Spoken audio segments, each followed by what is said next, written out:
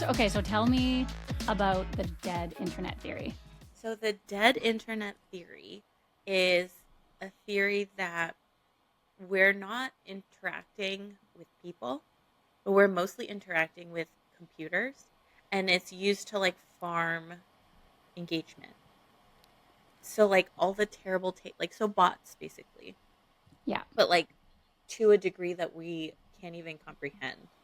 And so I think I read it maybe a couple weeks ago, but it was on the heels of getting a troll comment. And then I remember seeing that dead internet theory and like kind of looking into it. And it, to me, I'm like, if I don't really know who this person is that's trying to be negative, I'm just going to let it be. Like, it doesn't, I'm not interacting with a bot. And so it kind of helped reframe kind of the way I engage with social media. Because sometimes I'll interact, sometimes I won't, sometimes I'll be snarky, sometimes I won't. But now it's kind of like where maybe we are moving towards dead internet theory. Maybe we are more engaged with bots than we know. Yeah. So that's my conspiracy. That's my tinfoil hat right now. But I feel like, I mean, that just doesn't even sound like a conspiracy to me. That just sounds like the way. It's funny because the conversation my husband and I have been having recently is I watch people interact with the world, including driving. And I'm really noticing it driving, where I'm like, do you not realize like you are operating motor vehicle that can cause harm to others? And so my theory was we are spending so much time online and out of context of quote unquote reality and real consequences in real life that we're sort of treating everyone else in the world like an NPC. Mm-hmm. There's me and my thoughts and my reactions are valid and real. And everyone else outside is just an NPC. So I can say what I want online. I can behave in the way that I want, and not actually worry about the consequences or being in community with people, because I think that idea of being in actual reciprocal community with people is dying. And that was my theory. Yeah. No, that makes total sense.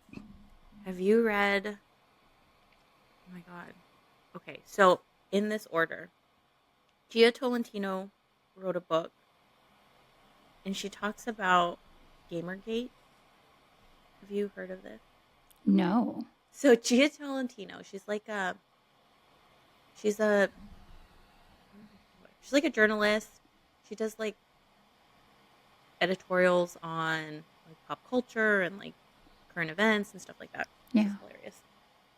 She wrote a book about it was like a compilation of a bunch of essays, and in one of the essays it was about Gamergate, and Gamergate was about the rise of almost like incel culture. Hmm. And that book led me to Chaos Machine. Chaos Machine is a book about how the people in Silicon Valley, the heads, the creators of a lot of these platforms, are adjacent to the same people who are a part of Gamergate. Gamergate was about like men, I think it was like about 4chan and how like just they found community in being misogynist and being racist and being ableist, and like at the same time they're people who are like connected to other people via the computer, not in the real world. And so they Yeah. would say terrible, awful things to women and nothing would happen. So like if you say these awful things and like nothing happens, it kind of like empowers, emboldens you to like do whatever. And it's just like how that kind of shaped, if you take that ideology and how it shapes how we interact with our social media, which is also created by people who are adjacent to those who are in Gamergate, it makes sense that we're devolving into these isolated silos. And it's like all connected, but it sounds so crazy because I'm like, you have to read this book and then you read this book and then we go here. But But Yeah. But It's just, it doesn't sound crazy to me at all. And like, if I think about wellness on the internet, like what that means, because if we're only consuming this stuff via our tiny little black mirrors, like how it changes how we interact with it, but also like what we even think this stuff is. yeah. And how easy it is to be put in your own silo, like your algorithm. And it's like that, is it Dunning-Kruger effect? Where am I seeing it more, or am I getting fed this? Mm-hmm. And I think that it it can be all consuming, and also it can be like I'm like doing the action, but people Yeah. who are listening won't know what I'm doing. Watch it Like on kind of YouTube. You can see Clara act it out. like it's like blinders like on a horse. Mm-hmm. Like we get tunnel vision that this is all that's happening. And I think like I'm often reminded as a dietitian who exists on the internet, and also a dietitian who exists in real life, and like who sees people who are not internet people, that they're not one and the same. And like the realities that are real on the internet might not always align with the realities that we see in not people who aren't on social media.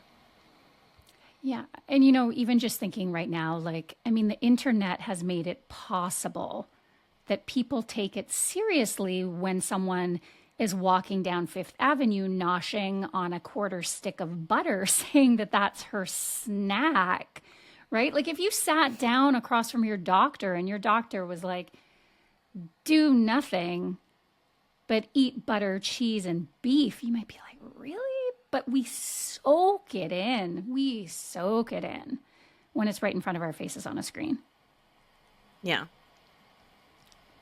Yeah. Well, and I think it's because, you're associating what you see with their action. Like Mm-hmm. if I think about, you know, when I was growing up, when I was a teenager, developing my own sense of style, right? I'm watching the people on TV. I'm looking through my Delia's catalog. I'm like, you're sourcing things that you like from all these different platforms, these different mediums, and then you're like, I like the way this looks on that person, so I'm going to model that for myself. And I think it's kind of just that, but modernized. So now it's like I see someone who I like the way they look, so I'm going to model my behavior after what they're telling me without really thinking about like what is the implication? What's the the logic? What is the science behind some of these choices? Yeah. And all the what I eat in a day videos that start with a body check, Oh, I love because those. like my body is my business card. And if you eat exactly like me, you can look like me. And I'm like, genetics exist, Right. like there are so many things that unfortunately, when we are scrolling, we are subject to these very subconscious reactions, right? Like and creators that go viral, that are super successful, know exactly what it takes to get you to stop your scroll, to hook you in those first few like milliseconds and keep you going versus, like a dietitian like me. I'm like, you know what? Today would be a wonderful day to eat some fiber. And here's some lovely ways to eat your fiber. And you're like, no. Yeah. Like scroll, boring. I didn't have like shock, awe, fear, sadness in the first like half a second. So I move on. Right. And I mean, like, that's all. And it's so intentional. And I think that we don't Yeah. think about how the purpose of social media is to keep you on their platform. The more that they can keep you on the platform, the more they can push ads, the more revenue everyone makes, the more like, and then that cycle just continues over and over again. Yeah. Like in The Chaos Machine, he talks about how this mom was like looking at something. I think it was like areas. She was thinking of moving. She was a mom thinking of moving to an area, and she was like, "Oh, like let me look at vaccination rates. Like, what does that look like in these specific neighborhoods. And what she noticed was she got led to different Facebook groups. And in the different Facebook groups, there were like people who were very active, right? And then people who are not very active. Then she started to notice like user practices. So if you are searching for something on the internet, right? I'm looking up something. I'm like, what is the relationship, or is there a relationship between, say, like Nexplanon and weight gain, right? So I go onto Up to Date, I type it in, and then maybe something comes up. I click it, I print it, I'm off the internet. Yeah. When it comes to platforms like Facebook, they don't really want you to engage with their platform in that way. It's like, how can I keep you hooked, and who is getting hooked? So like, is it the person that's like, I'm looking for an answer so I can dip, or is it the person that's looking for maybe an answer they might not want to find, or looking for a very specific answer and looking for other people to validate it? And then those people kind of come together, and then those people are on that cycle of being online like all the time. And so when you think about like your content, my content, like, it's not sexy. It's not it's not like, wow, flashy. Like, I never thought to drink water every day throughout the day. Who would have thought? Like, yeah, it's not going to land in the same way where it's like I'm screaming at you in the grocery store with my boobs hanging out, or I'm like, conventionally attractive. I have my body meets certain standards, and now it's like you're hooked from that perspective. Yeah. And like there's a level of credibility based off of like visually what you and I look like that, you know, doesn't really matter if it's not the type of visual hook that you need. Yeah. And what do you think that does for us as individuals in terms of like if we are that kind of person? I mean, at some level, all of us are. We are that person's like, I am unhappy in my body. Either I'm dealing with a ton of aches and pains and I can't seem to get results, or my gut is off and my doctor says I have IBS, but then didn't tell me what to do. Like, we go on the internet seeking answers. For that person, like, what do you think the internet is doing to what we perceive as wellness and self-care versus like what actually is wellness and self-care?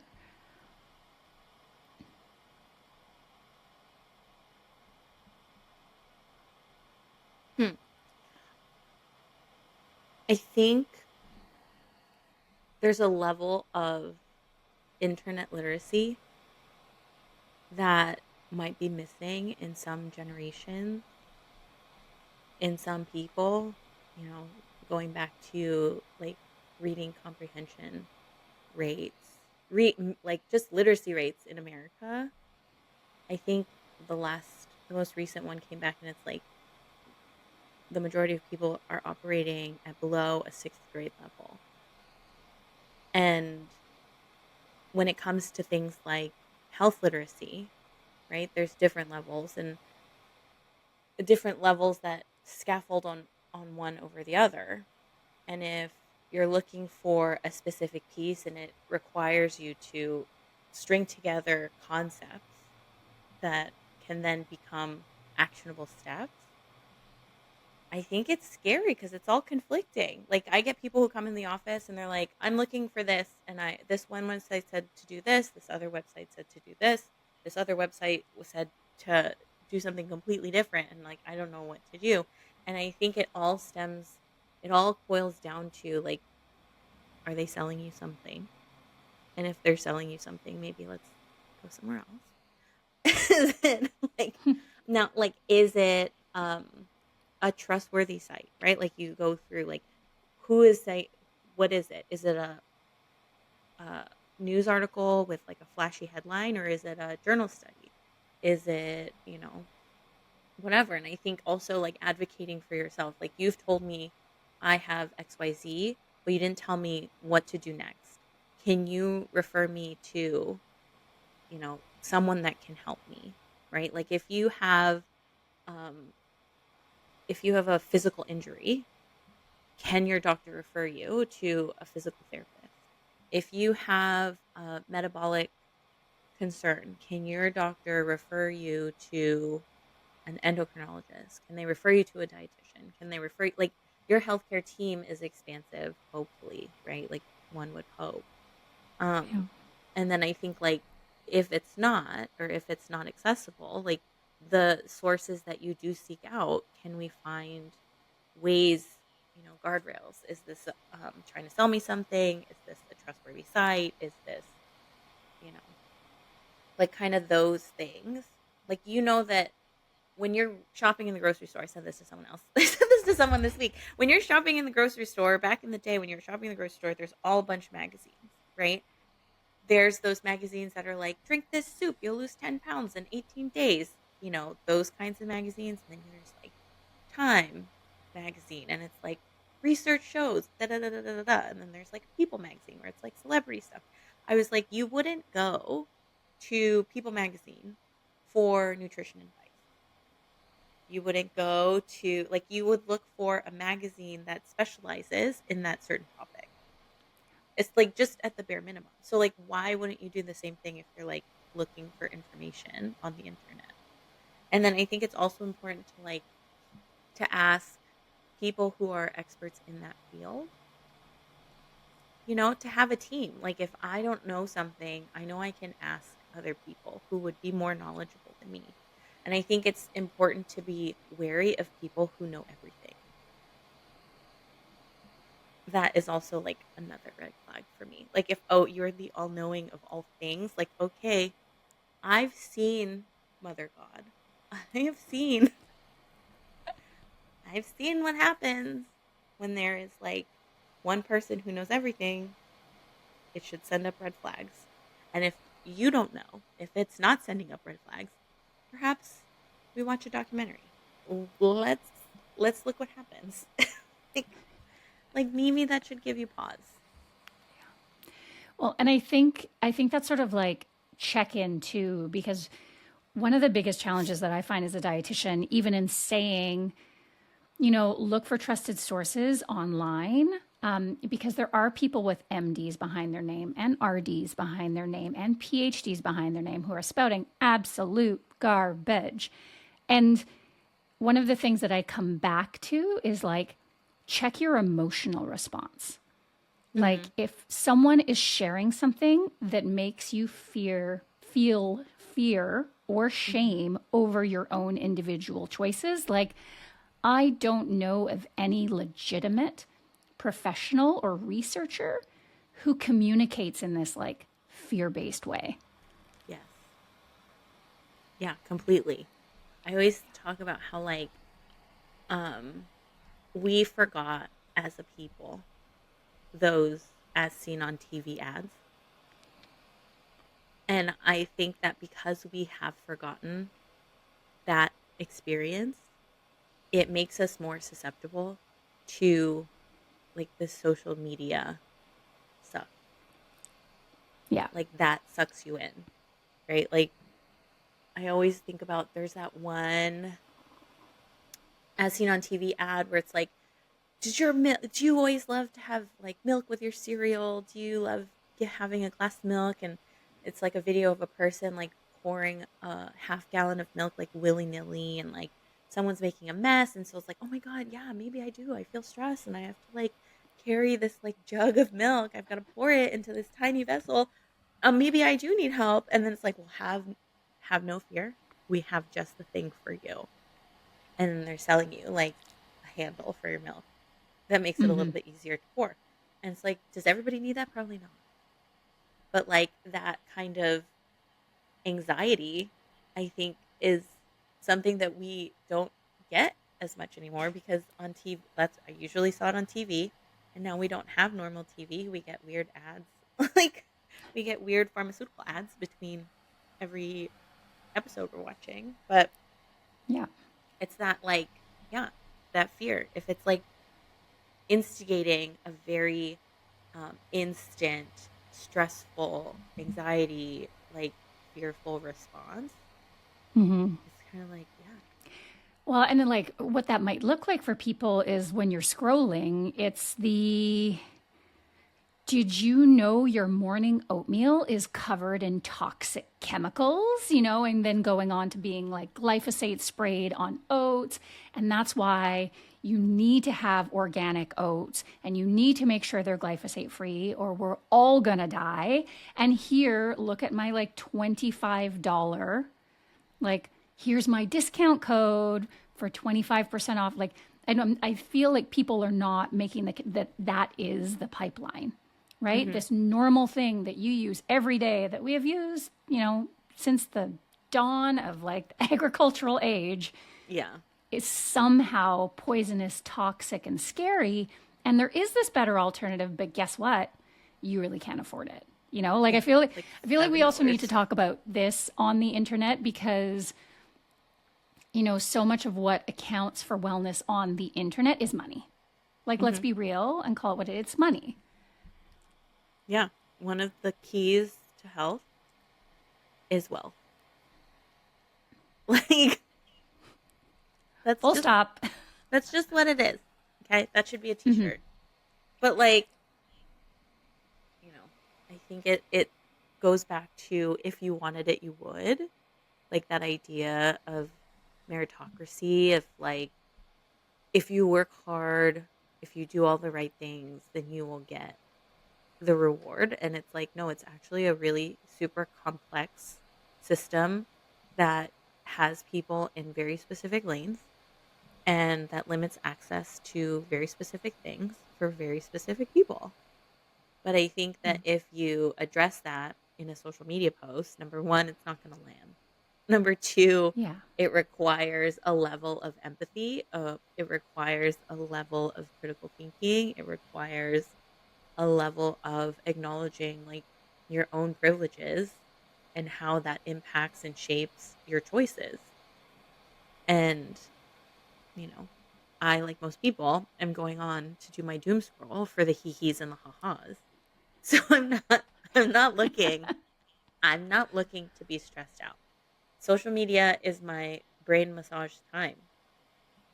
And so it kind of is like, I would wonder if that's a very similar thing for other people, right? Like or if it goes back to, I have a very specific need that I fill with my internet time. Whereas there's other people who are looking for that secret that like nobody else knows, but it is out there on the internet to be discovered. Yeah. Well, and but one of the things that I like about how you share, because you do spend a lot of time talking about things like the determinants of health and really sort of like cutting through that noise, but you also do it like in a way that's also pretty funny and sometimes a little snarky, so it is like your haha time, but like wrapped with a little bit of important education that maybe you need. Maybe it's like a drop, like a little sprinkle of, let's think about it. It's like planting that seed. Like I really enjoy making my bestie buys videos where like I explore, comparing two things. Often it all started when like someone on TikTok asked me, what's better, this or that. And to me, it's like, well, what's better for, in my opinion, for you is something that you'll like, right? Do you like it? Can you afford it? Do you have time to get it, prepare it, store it, do all that stuff? Because if the answer is no, then it really doesn't matter. Like when I see people in person, they're like, I want to eat better. Doctor told me not to eat white rice. And I'm like, I'm Filipino.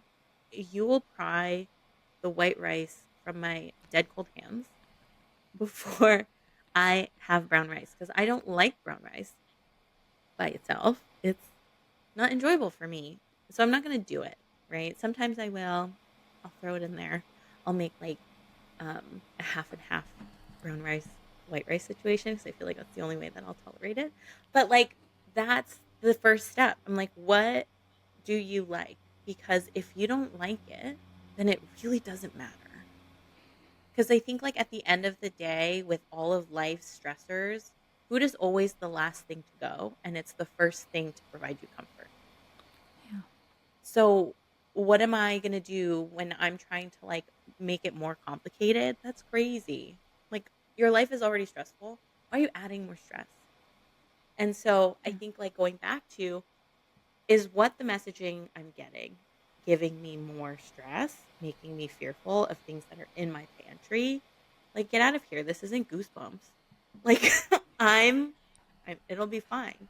And I think it goes towards like, how much oatmeal are you eating? Are you eating 3 cups 3 times a day, every freaking day? Probably Yeah. not. like, like that's, and that's what I tell my patients. That's what I center my like content around. Like, let's be reasonable about the things we're talking about. Yeah.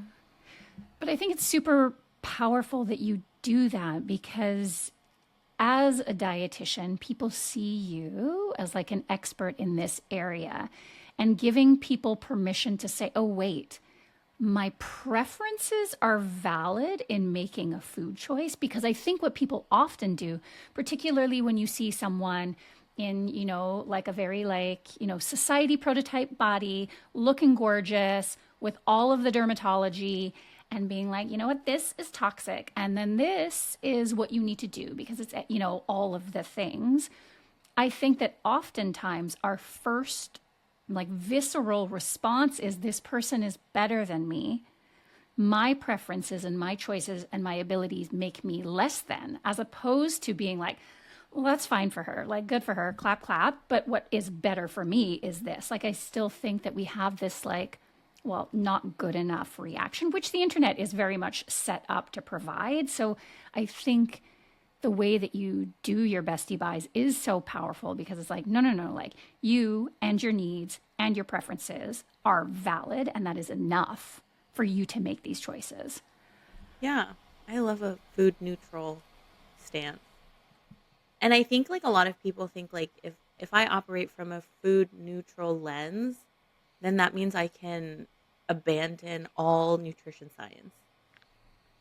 And it's like, no, I just mean like I'm just like, no, you just literally like, what do you want? What does nutrition science tell us, right? Like we should have fruits, we should have a fruit and a vegetable. We maybe should have some whole grains. Try to have some lean proteins and heart healthy fats. Like that's what it says on that little plate. And like when we are thinking about what we can have in terms of that, like what do I have that's available to me and what can I add to it? But at the end of the day, like the most important thing is to make sure you're eating enough. Because if you're not eating enough, it's not doing anybody any favors, right? Like you just want to make do with what you have. And if you have the capacity to go a little bit further, then maybe do that, right? Like there's no moral compass that says like if you're not eating perfectly, then you deserve whatever happens to you in life. That darn healthism rearing its Yeah. ugly head. And then just the idea too, and I want to get into this further in a second, but like the idea too that health looks like AG1 and kale salads and organic, massaged every night chicken. And that if I'm just eating the foods that are available to me, I'm not healthy. Like we tend to think of that as health, whereas what we're doing is not healthy. So can you maybe sort of like set out like what are those basics of health? Like what does basic wellness look like? I think it means eating enough, hydrating, moving your body, managing your stress, good sleep hygiene, and having hobbies. Like I think those would be like my top 6. I don't know if there's an additional 2, so I'd have a perfect top 8, like MySpace. But like those would be it for me. I think if you can do all those things, right? If you're doing all those things and you still don't feel healthy for whatever healthy feels for you, what are things we can do to tweak, right? You're eating enough. You're eating enough implies you're getting enough calories. Now, are you getting enough of your macro and micronutrients? We can address. If you're hydrating, but maybe you could hydrate a little bit more. Or maybe you're not really enjoying chugging 64 ounces of water. What are other ways we can find hydration that are a little bit more enjoyable for you? If you're moving your body, but you hate going to that 5 a.m. boot camp, what are other ways you can move your body that you can also enjoy doing? If you are managing your stress, it's life is still stressful. It's kind of like you're doing your best. Like there's nothing you can change about it. So like maybe let's try to work on your sleep hygiene, right? Like this past month I've been really trying to work on my boundaries for working. So I do my best writing at like 10:30, and then I write till like 1 in the morning, which is great if I didn't have to wake up at like 6 the next day.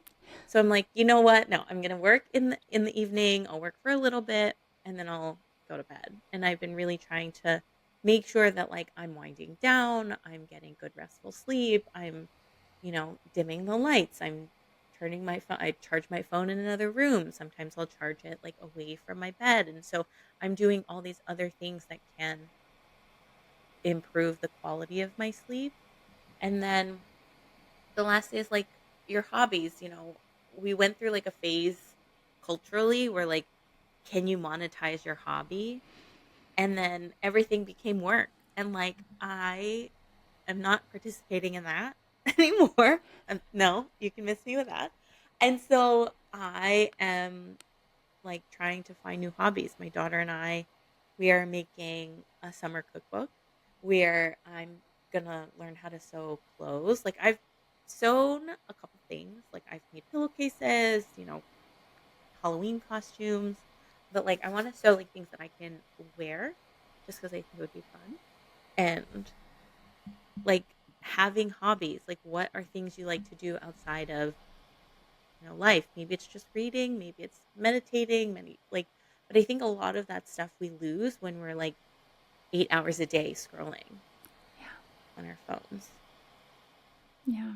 And I, even there, because I look and I don't know about your screen time, but my screen time hovers around 4 hours a day, which, I mean, we live our lives online. This is a part of our work, and that makes a little bit of sense. But when I think about what that takes from us, like exactly as you said, 4 hours a day, what could I be doing that actually impacts my health? And I've been really starting to like claw that back. Like I never thought, for example, that I could go for a walk in the middle of the day. But I have started almost every day, not quite every day. I go for this like little 25-minute loop in the middle of the day. I have my lunch and I go for my walk. And the transformation in how I feel on like multiple levels. I have more energy in the afternoon. I don't feel like I'm just like crashing into a puddle by 3 p.m. because I've like refreshed myself, right? I've stepped away, I've refreshed myself, I've moved my body. So my circulation is improving, like get that blood and oxygen pumping. And it's all of these little things that I think people overlook, right? They're like, oh, I need to, buy this energy supplement or go paleo because I'm so exhausted. And you're like, well, I can see that you're sleeping 5 hours a night. Like we are ignoring the baseline that you have just sort of laid out. And because I think we grossly underestimate how transformative these basic, accessible to many, not all, but accessible to many behaviors actually like impacts our health. Yeah, but it's also like not sexy. So it's always like you're like, no, but I want it to happen like really fast. I want it to be tomorrow, and I don't really have time to like think about it. And I think like a lot of that stems from like just the go of everything. Like I feel like what you're describing now is recess. Like you're literally giving yourself a little recess to like stretch your leg, like go and I'm outside. Gonna kick Tommy in the shins while I'm at it, Yeah, like yeah. You're like on your walk and like listening to smut. And you're like, this is the best like 25 minutes, and then you get back to your day. And it's like dietitian mode, I'm doing whatever. But Mm-hmm. no, yeah, totally. It's like, it's a lot of the stuff that you can do right now, even if it doesn't fix it immediately. Like the Mm-hmm. little baby steps. I think a lot of the times we want to do like, we want that quick 180, but we've gotten so used to that like immediate gratification that like that probably that muscle in our brain that's like wired for the long term, like the long game, has atrophied. And so we all need to really go back and see what can I do that like to delay that like dopamine release. No. No, it is so true. And I think when our focus is aesthetics, the anxiety around that sort of hastens that mentality of, you know, a week from now is fine, but tomorrow is better. Whereas, I think for myself too, so all of us grow up in this soup and, we've got all of these messages in our head. And for me, it was around exercise because exercise, I was super unfit and unathletic as a kid. Like getting up to the like fridge was my like, whoo, that's my effort. But when I started getting active in my 20s, it was about, aesthetics. And so I was caught in this cycle of like, have a goal, achieve a goal, back off, like give it up. And it wasn't until I finally connected, and it took getting into my 30s, being an entrepreneur, having kids, and being so stressed out and overworked all the time. They're like, oh, if I go exercise, my mental health just jumped like 25 points. Like it wasn't until I actually eliminated the connection from aesthetics for me personally and just to how I feel. It's like I feel incredible if I move my body. And that really helped me not care of, oh, I skipped a day this week, quote unquote, like it was more like I wake up today, my goal is to move my body. Didn't happen today? Oh, well, no big deal. Like I might not win the week, but I'll win the month or I'll win the year. And when that actually sunk in, like it was transformative. It was totally transformative for me. I cannot overestimate it. Yeah. And I think it's like, you can do, like, you can follow any protocol, you can follow any program, you can follow any, course or whatever. But if you don't have the same or a similar genetic composition, the end goal will never be what is in your mind's eye. When I was in my early 20s, I fell into like gym culture, like very bro-y, bodybuilding, like that space. And I feel like I really loved it. It might be toxic. I freaking loved it. I love the community. I love the camaraderie.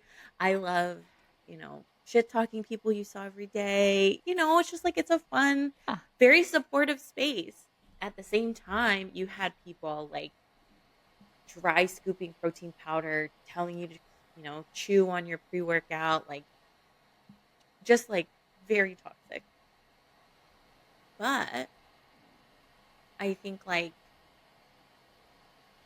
even when I was like at the peak of like just like eating clean or like working out 2 a days and like doing all those things, my body never looked like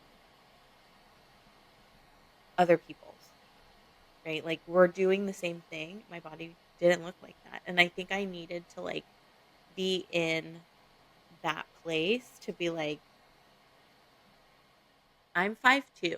I'm never going to be like a 5'8", svelte, tiny calved person. Like I'm Filipino. My calves are always going to be big. They're never going to be small.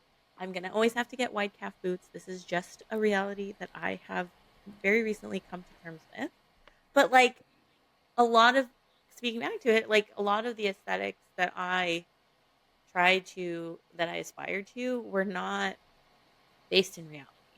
It's like, it's just that like, this is what I think I should look like. This is what I have been told is desirable. This is what I have been told is good. But like it really isn't like that. And I think maybe a part of social media that is positive is that we have been able to see more diversity in body shapes, more diversity in like different bodies doing different things where historically have only been one kind of body doing all of those things. So it's not all bad.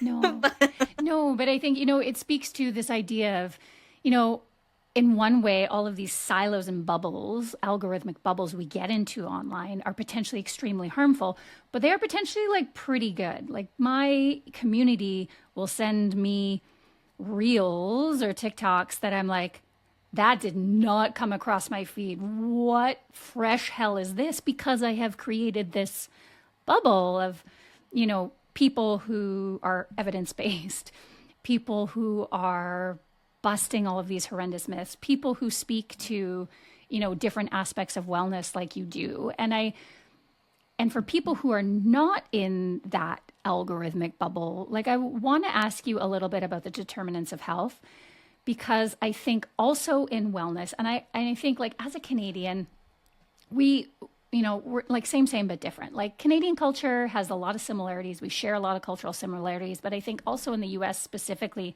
there's a very like individualistic nature and mindset. And I think when we apply that to wellness, it becomes super dangerous because the idea is like anyone can do this. Like if I can do this, you can do this. And if you haven't done this, there's some sort of deficiency.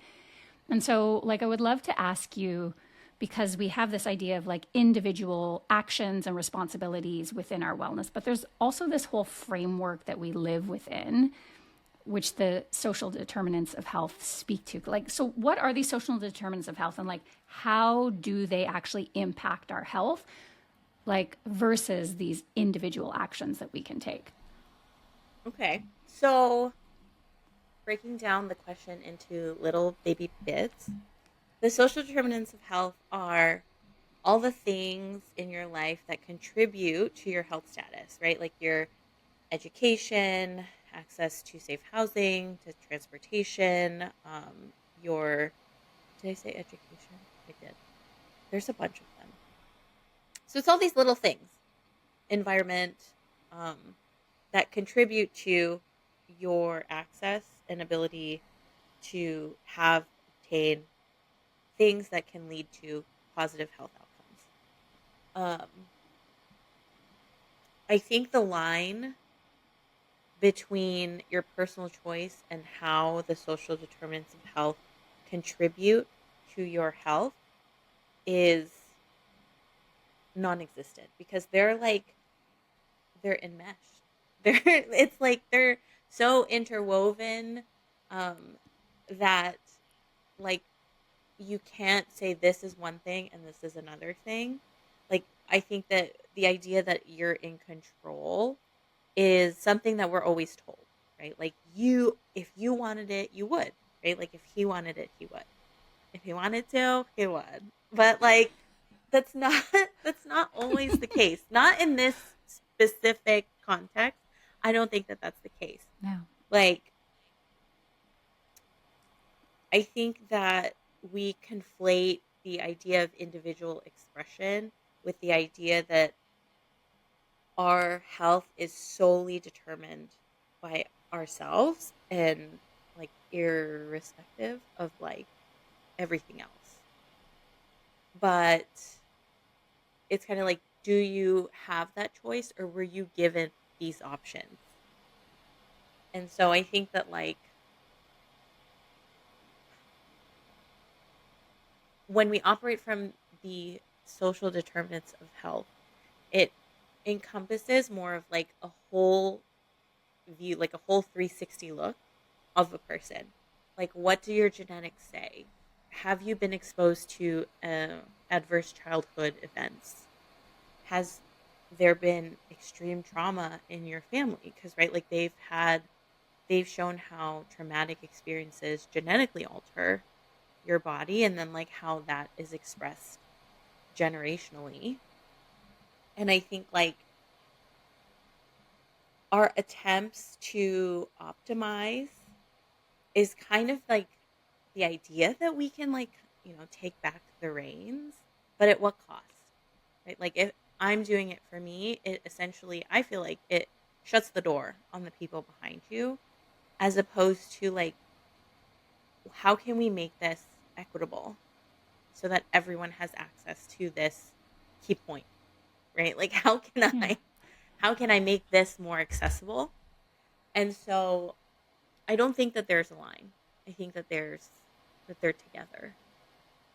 But learning and understanding and being able to recognize it requires a line of, I'm thinking about other people, or I'm just going to think about myself.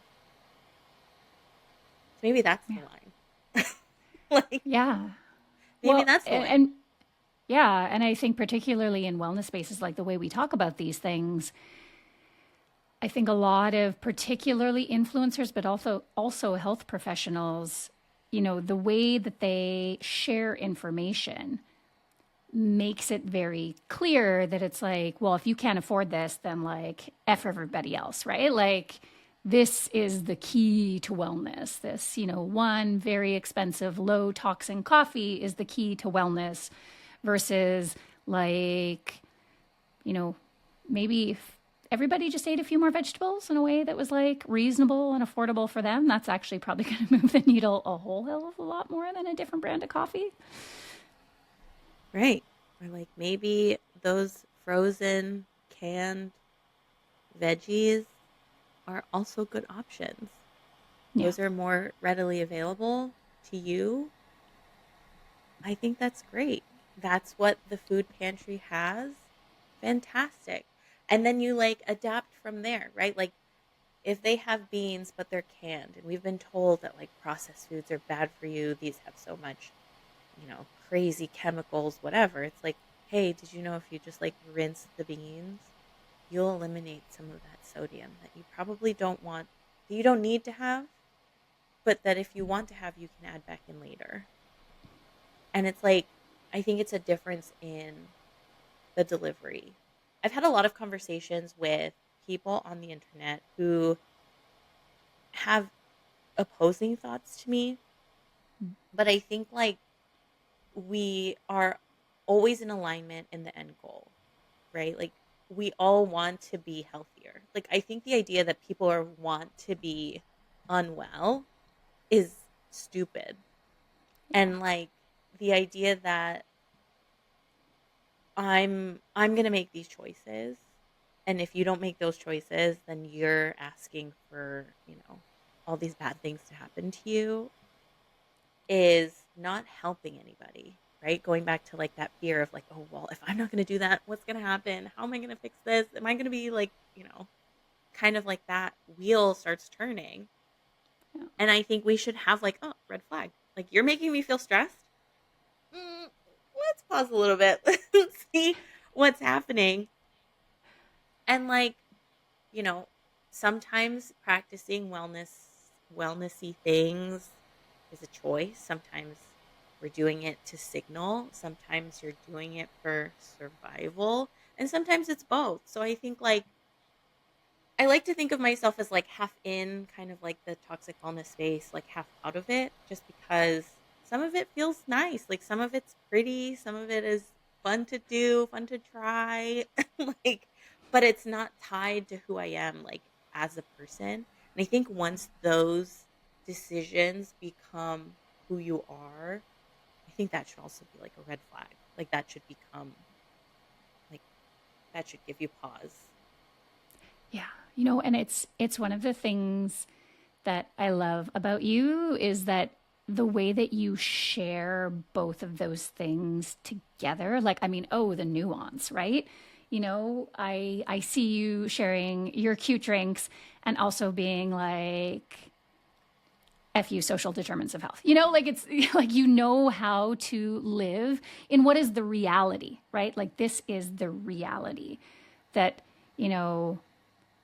not all of our choices exclusively determine our health. We live in this soup of influences and choices available to us. And yes, it's also sometimes kind of fun to like build yourself a bougie smoothie. Yes.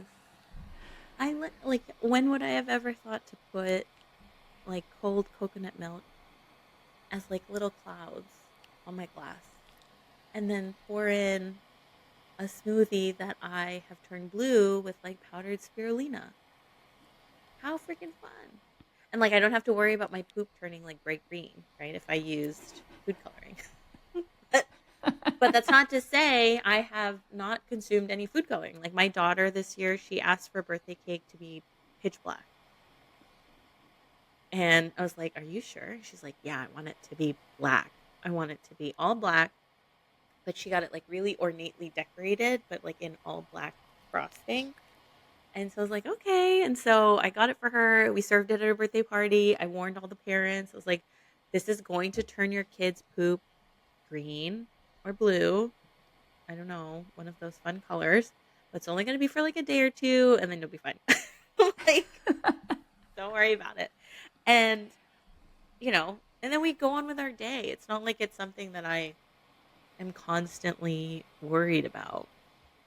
But I think Yeah. it also stems from like the fact that, I'm lucky enough to be able to provide my family a variety of foods. We eat, you know, different things at different times, and we still have candy from like Halloween. I've had the same four sad Hershey bars in the container since October because nobody wants them because we keep filling it with like other candy. But like, it's out all the time. Like I get patients, older patients are always like, "I bet your kids eat really good." I'm like, I just sent my daughter to school on our walk. When we were walking to school, she had like uh, I think they were called kazoozles when they first came out, but now they're like ropes. Okay. And so it's just like a chewy candy. I was like, "Oh, we walked to school this morning. She was eating candy." She also had breakfast, which was last night's dinner. So I know that last night's dinner was nutrient dense. So it kind of like there's like a flexibility. I feel like that loosey goosiness is really important, and I think like that's kind of why you know, I'll shop at Sprouts, I'll shop at Grocery Outlet, I'll shop at you know, like a fancier grocery store. We shop at like the bargain grocery stores. Like it doesn't really matter Yeah. to me, but also like I have acknowledging my social determinants of health. I have the transportation, I have the access and the time to obtain those things, right? On top of that, I have um, an education in nutrition. And so I have a working knowledge of all those things, and not everybody has access to those things. And so, I think it's like it's all enmeshed. Yeah. No, it's the same. And you know, I think if I had like a goal for this conversation, what you just said encapsulated it perfectly is the idea that, we can strive for food neutrality and strive for our personal wellness at the same time. It's not this switch that flips on and off. Whereas, if I've been eating nothing but organic produce and lean proteins all week, my switch is flipped on to wellness. And as soon as I eat a Dorito, my wellness switch flips off. Like it doesn't work that way. Our bodies are nourished. I will eat a kale salad and an Oreo in the same meal, and both of those foods are fine, right? Mm-hmm. Yeah. And you're enjoying it. And I think like that's the important part. I think so much of like, I don't know if it's like diet culture. I don't know if it's like just American culture, but it's like this idea that food is not something to be enjoyed is so foreign to me because I'm Filipino. Food is like the center of like any celebration. Um, if there is cooking, like everybody's in the kitchen, like you know what I mean? There's like so many things associated with eating, with meals, with traditional dishes, with like all these stuff. And I grew up with my mom making like mostly Filipino food, and I think like the idea that like this is just fuel is so foreign to me. And I think it kind of has creeped its way into all the little mini facets of like what's popular in nutrition today, where it's like the better for you products, this is better for you. And the fact that it doesn't taste as good as like the other thing that it's replacing is normal, because that food that tastes bad is not good for you, which, if we want to talk about puritanical roots, we can get into, but like that kind of notion where it's like, oh yeah, if you want to be healthy, you got to eat boiled chicken, blanched broccoli, and like a microwaved baked potato. Yeah. It's like, yuck. Like, I mean, if you like that, I love it for you. But like, also, I love seasoning. I love well-balanced dishes. I love like Yeah. trying other, cuisines. And so I think it's like all these layered influences, like in the same way that like your food choice isn't just a choice, like it's very complex. The same thing kind of goes for like clean eating and kind of understanding the history, the background, the roots that are associated with it. And just also, I think once you recognize those things, you're kind of like, it's very much easier to separate yourself from Yeah. that like silo. Yeah. Well, and I do think the whole sort of like puritanical to like wellness pipeline, this idea that like if I eat good or bad, I am therefore good and or bad. And this idea that how you eat has anything to do with your moral value is something that I don't think that people realize they're probably very influenced by in their choices. Right. Like, I think there's a lot of guilt. Like, we associate being healthy with being good and being unhealthy with being bad. But I think we've come to learn that chronic disease exists, autoimmunity exists. Like, these are just things that happen, and it's not a reflection on who you are as a person. And knowing those things exist can also mean that your version of healthy, that feeling that you feel, is different from mine, but that doesn't invalidate either of ours experience. And I think like that part is crucial, but also like not accessible to a lot of people.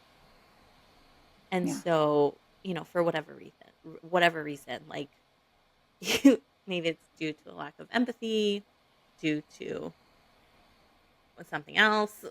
I can't think of it, but like, And they're hangry it, all the time and they hate the world. right? Like, just have a snack, have a freaking Snickers, and call it a day. Call me back in like 10 minutes and see what happens. But it's so, I think this idea that like you have to white knuckle everything. If you're not working hard, then it's not worth doing. Yeah. But it's like, why? Why are we playing life on extra hard mode when you don't have to? And it's not enjoyable. Yeah. I can't even say how many times I've gotten someone who comes in and they're like, I already know what I'm doing. And I'm like, okay, that's fine. Like, can we talk about it? What are you doing? And it's like, okay, your labs, they tell me otherwise. Um, what you're doing is not really helping. And I explain to them like in what ways. And it's like, no, because I have this, and so I can't eat the X, Y, and Z. And it's like, that's not actually rooted in what the science says. Currently, the science says this. And so, from personal experience, doing this professionally for a number of years, these are the results I've seen. If you'd like to try it, you're an adult. We can do it. Or if not, it's up to you. Whatever you want. But I think like it's just everyone feels like that sole responsibility to do it alone. That I feel like once you start working with other people, just even like that connection can open you up to other things that maybe you haven't considered. And from seeing someone one on one to being in community with other people, whether it be in real life or virtually, I think a lot of that also informs the way you see the complexity of these health outcomes. Yeah. You know, and I think that everybody is so interested in this idea of personalized wellness, but that means actually personalized, and working one on one with someone is the ultimate way to do that, because you know, you've got these folks on the internet just like shouting at you, like, oats are terrible, eat eggs instead, or never touch gluten again, it's toxic. And, you know, we just sort of take for face value if they're saying it, it's true and it must be true for everyone. But if we really think about it, it's like there's no way anything, like, let's pretend, because it certainly isn't in the research, but let's pretend gluten is inflammatory. For 8 billion people, are you telling me in this genetic lottery that we have all been assigned to, there's not 10 people or a billion people who actually thrive on gluten? Like, that would make no sense. Like, if we're going to play into their internet wellness game, like, that would still make no sense. It's still like, well, what about for me? What rings true when I put this food in my body? How do I feel when I eat it? And like, that is with health professionals as your guide, as your like sounding board for the research and the evidence. Like, that is still sort of like your ultimate, oh, but I feel okay eating this. This really can't be quote unquote bad, right? Yeah. Oh my God. I get so many people who start the FODMAP and then just continue on it. And I'm like, no, you're supposed to reintroduce stuff. And it's like, no, I can't, because then I'll feel bad. And it's like, oh, but when you stopped eating everything, did your symptoms like stop? And they're like, well, no. And I'm like, so you're following this very restrictive diet and none of your symptoms resolved. Do we think that maybe they're not connected? Maybe it's something else. And like, could it just be something else? And I think part of it is recognizing that the science is limited. And for me, I'm the first person to be like, whether it's in office or on the internet, like, if I don't know something, I'll tell you. I don't freaking know. But I also be like, let's look in these very respectable repositories of information together. So then I'm also modeling responsible Google searches. And then I'm also like looking at, then I also maybe will learn something and we can learn it together. Like, what a bonding moment for both of us. But yeah, it's kind of like, again, that red flag of someone who is all knowing of all things. Like, what's that saying? Like a master of none, master of some, that quote. Like a jack of all trades, a master of none. Yes. Yeah. Like, what? Like, people are experts for a reason. Like, nobody goes into science thinking like, I'm gonna make a bunch of money doing this. Like, no, it's always like for the love of like that topic. Someone is going to dedicate a good chunk of their life working for a deeper understanding. So this idea that some bro found a whatever that's the key to health, that all, I always think of like that Clark Stanley poster where he's selling snake oil, and on the side of it lists like every single thing that you could possibly have wrong with you and how his snake oil will cure it. I play that over and over in my head whenever I see someone like, do you have all these vague symptoms? Do you have all these problems? Have you tried sticking coffee up your butt? Because it will cure all of those things. It's like, oh, okay, this is Clark Stanley's poster. No big deal. Not a problem. It will miss me, but, whatever. Like, yeah. I think like that piece is just like, that's the important part. Yeah. Yeah. And, it's funny because what you just said too, like, it also applies so strongly to supplements, because we see this in our practice too. Like people will come to us because they have something that they want to work on. So like they're super bloated, or, they have a lot of like joint pain or anything like that. And they'll be like on a raft of supplements. And similarly, you're like, but you're on all of these supplements. And we're always curious. Well, we start like, oh, so what is this? Tell me what you take it for, work down the line.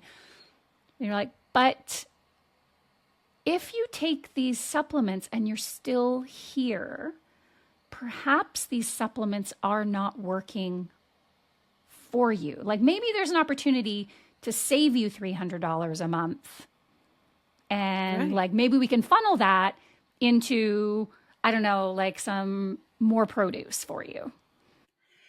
Okay, I feel like I could talk to you for hours, Clara, but this is probably a good time to switch into the rapid fire question. So 5 little getting to know you softballs. So first one is, what is your favorite low effort, I can't be bothered dinner?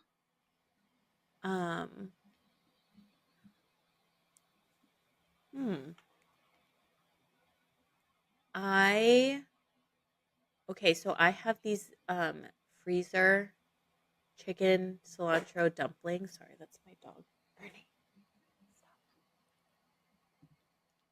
My favorite low effort dinner is wonton noodle soup. So I'll throw in whatever veggie we have. Hopefully there's some baby bok choy in the fridge. Sometimes I'll do spinach or whatever is available. It's basically boiling water and putting things in it. So I always have like a noodle in my fridge. So like I love an egg noodle, and then I'll put in frozen mini dumplings, and then I have wonton soup powder in my fridge, in my pantry. And then it just comes together as like something hearty, something warm, and like just delicious. But if I'm really, really, really like I can't be bothered, I'll just do like a ramen with like egg. Like dressed up ramen is a very big thing in our house. Like we'll add like some smoked tofu and some veggies, but Indomie ramen, like the Indonesian, like dry, like that's the gold in this house. I love it. Okay. You have some very fun and exciting TV choices. So like, what are you watching right now? I'm finishing up Secret Lives of Mormon Wives. I'm also enjoying Love Hotel. I'm also watching all the Bravo things. So Atlanta, Summer House, and Top Chef. So I have like my days that I watch everything. Every day has a show, and every show has a chore. And that's when I watch those things. Oh, genius. See, that's a good little habit stack. It's like mama needs her stories, but also we're going to get a little something done. Yes. It's nice. It's how I get things done. Like if you're not enjoying it, you're not going to do it. And so this is how I find that I can enjoy chores. I love it. It's perfect. Okay. Because similarly, as we talked about earlier, oh, your kid must eat perfectly. Actually, dietitians' kids are kids and have their own unique beings. What's one food, though, you wish your kid loved more than they did? That they loved more Mm-hmm. so that they don't like it. Yeah.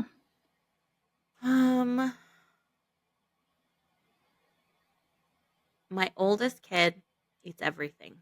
So she's like my golden eater. My younger kid is a bit more challenging. I wish that he would like rice more. He hates it. It's sticky. It's messy. It like gets everywhere. And he's 4, so everything is like with his hands still, caveman style. And so like you can't really eat rice like that, especially if it's like in a meal. And so I wish he liked it better or more. Yeah. My oldest went through I could not get him to eat carbs phase at all. So exactly the same, like rice, pasta, bread. I was like, dude, like I'll go bankrupt feeding you if you don't stop eating these foods again. Okay, next one. What is your current holy trinity of beverages? Like, what are you drinking right now? Okay, right now I have my Stanley full of ice water, a Wild Wonder cherry lemonade, and I always start my day with a latte. Or maybe it's a cappuccino. What's the difference? I think it's like the milk ratio. So, yeah, latte, a lot of milk, essentially no foam. Cappuccino, essentially only foam. Okay, yeah. So I do a cappuccino. Okay. A double shot of cappuccino. Double shot cappuccino every freaking morning. Sometimes two, depending on how I feel. Depending on how I have spicy a you want the really day to be. I have a really high threshold for caffeine. So I just like the way it tastes. I wish. I love the way coffee tastes, and my caffeine threshold has gone through the toilet, which is like, like a sprinkle of IBS, a dash of anxious nervous system, and then I think just like a whole soup of like perimenopause. I think that's where I'm at right now. Oh It's no. delightful. Okay, last one. Like a super internet wellnessy thing that you're actually really into, whether it's a supplement or like a food style, just like something you actually are just like, no, this slaps. I love it. A NuFace. I tell everyone to get one. A NuFace. What's in? Oh, It's like a electric. You're basically electrocuting your face. It's like two little like balls, and then you're okay. just like shocking the muscle that's right under your skin. I have done it every day. I bring it with me when I travel. I've done it every day, every morning since Mother's Day 2023 because I bought it for myself. I was like, the ads, they got me. And I was like, I'm going to get it. I deserve it. And then I just like the way it feels. And I will say, I've had people, like, I had a patient who was like, just wait till you're in your 30s. And oh, mind you, I'm like in office with a mask on, so all you see is like this part of my face. And she was like, "Wait till you get into your 30s." And I was like, "I'm going to be 37 this year." And she's like, "Well, wait until you have kids." And I was like, "I have two of them." And then it was just like very awkward silence for a couple minutes. But I was like, I attribute it all to my NuFace. Mic drop. End of scene. I We love it. all I run out literally to tell buy one. everyone to get one. I'm like, you need it. It's amazing. You do the gua sha at night, you do the NuFace in the morning, and it just is such a great little ritual. I know it's crazy. It sounds crazy. I just told you I electrocute my No. face every morning. No, I love it because for all of my like nuance and science and like reason, all of these things that come into my food choices and my thoughts about food and nutrition, like tell me it's something from my face. I'm like, I don't care, give it to me. Like anything. I will I will buy all the devices and use them at once. Like I'm into it.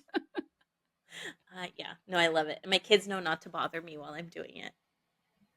Like they'll see me and they're like, "Oh, I'll be right back." I'm like, "Yeah, come back later. I need to. I have to exercise my face skin." And that's all. Yeah. And I Amazing. don't know if it's really doing Well, anything. TikTok has been like not helpful in telling me, but I just like it. It feels nice. and that's good enough. It's good enough for me. I Amazing. Oh, already bought it, so the money's already been spent. yeah. Clara, I feel like I could talk to you for like 4 more hours. Thank you for being who you are, for just like being so open and like rational and just like letting people know that it's okay to be where they're at. Thank you. Thanks for having me. This was so much fun.